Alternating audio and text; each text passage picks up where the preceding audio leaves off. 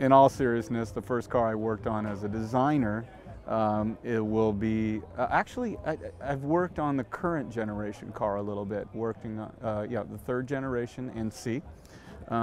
We've done a lot of variants of that car, custom one-offs of the Super 20, Super 25 for the SEMA show.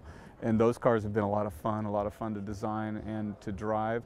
And they're, in many ways, precursors to my next project, which has been the fourth generation car.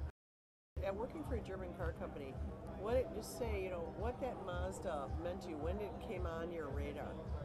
I mean, I had, working for a German car company, I'd always kind of grown up with German cars, but the time of 1989 when the NA launched, the first gen car, that had a profound influence on me because I grew up with import cars. I grew up really loving European cars, but that car was something different from Japan that I wasn't used to, and has had a big impact ever since. So when it came time that I could actually afford to buy a car later on, once I was making some money, that it was logical to go towards something like that because it didn't have it from the European side.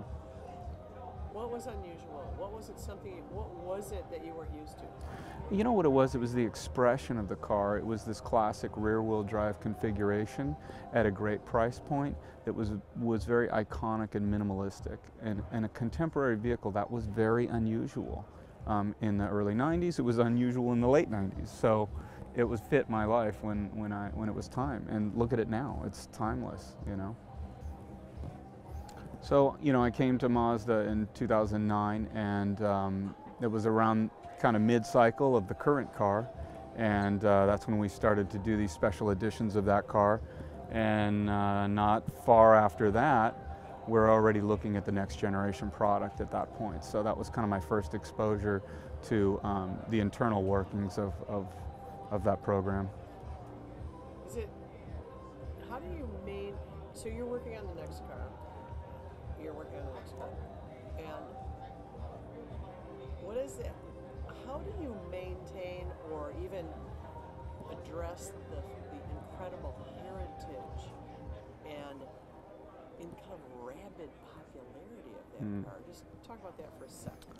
I mean, the car's obviously been a massive success throughout its life, and it's unquestionable that it's an icon. So there's a huge legacy that you have to address. And I think from my standpoint, there's not a doubt in my mind that myself and the team that's working on it both in the U.S. and abroad fully understand what that means. They understand the DNA and the core workings of what makes that car so successful and ultimately what makes it so appealing.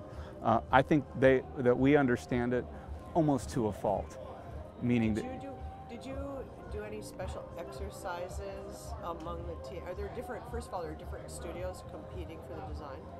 Yes, of course, yeah. Say that. Of course, there's different studios competing for the design. Competing is not the right term. We're really collaborating to get to the best possible solution. Are there any exercises the teams went through to reacquaint itself or really understand the DNA and the things that make a Miata? Absolutely.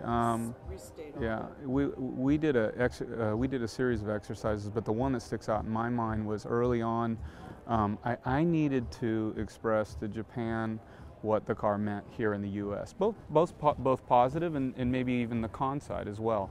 And I wanted to express that in the best possible way, so we went to a series of different enthusiast events. So when we did this exercise and we talked to people, both enthusiasts of the car and even non-enthusiasts, it would always get back to the core elements because everybody saw the value in those things, whether they chose to drive the car or not. And it was that minimalism, fun to drive, very pure, rear-wheel drive, simple shape that ultimately is so hard to reproduce, and we want to stay true to that.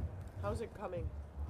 Have you identified this, or you're in the midstream, or where are we with it? At this point? Yeah, at this point, it's fair to say that the car is finished. So, yeah. No, of course, the cycles take a long time, and the car is at a point where it's matured, and we have the solution. So I think, we're feeling very, very excited about it, obviously.